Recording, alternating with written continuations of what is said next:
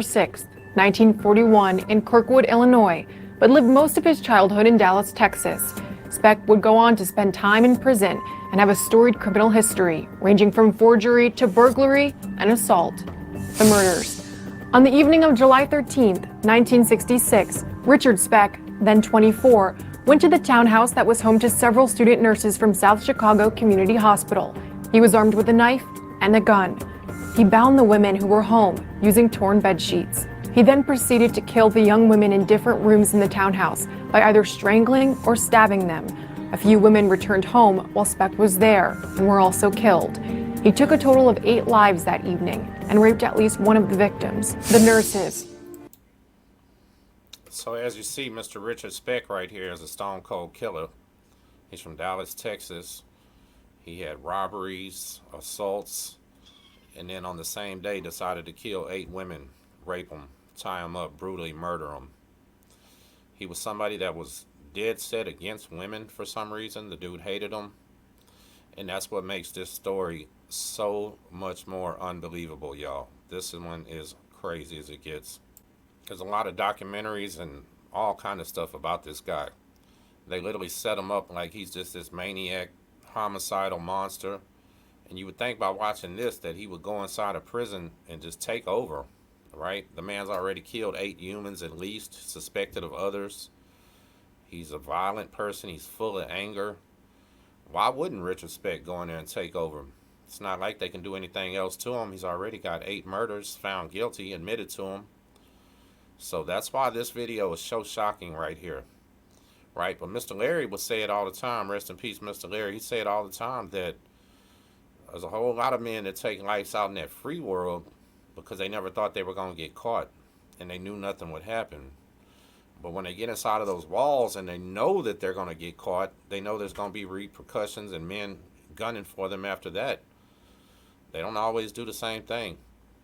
And this right here might be the worst case of a serial killer gone wrong in prison I've ever seen, y'all. It's graphic, it's disturbing, and if you have any children watching, please get them out of the room. I'll give you a second. All right, hopefully you paused it and got these kids out of the room, because Richard Speck is embarrassing, humiliating, and disgusting, and I don't want these children to see this. When this video came out, I'm not sure who is doing the interview, because it shocked the entire Illinois prison system where he's locked up. They're snorting about a 1/4 ounce of cocaine. The man is freely showing that he's somebody's sex slave that takes orders. And it's crazy. Y'all just got to see for yourself to even believe it.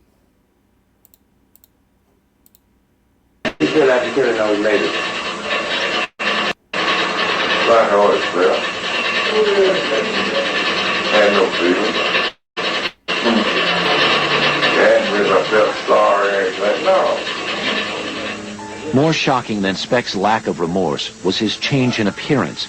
Apparently through the use of hormones, he had transformed his body to ensure his survival in one of America's most dangerous prisons. He had the certain trappings of a female body that made him very desirable. He was what's known as a queen bee in the penitentiary. And it worked. He didn't get... Now look at all that dope they have. Just freely snorting it on camera. While he's letting his double B's or whatever that is he's got swing and bang and hang. That's his boyfriend right there. Or matter of fact, that's probably his master. His BDSM boss or whatever you call it. Because when you're in this situation here, you're going to do whatever that man tells you. You're going to clean his cell. You're going to clean his body. You're going to be a sex slave. You're going to cook for him. You're going to wash his dishes for him. And he might prostitute you out, just like it said. Who knows? Let's see what he got to say. Killed like Dahmer. Absolutely cunning survivor.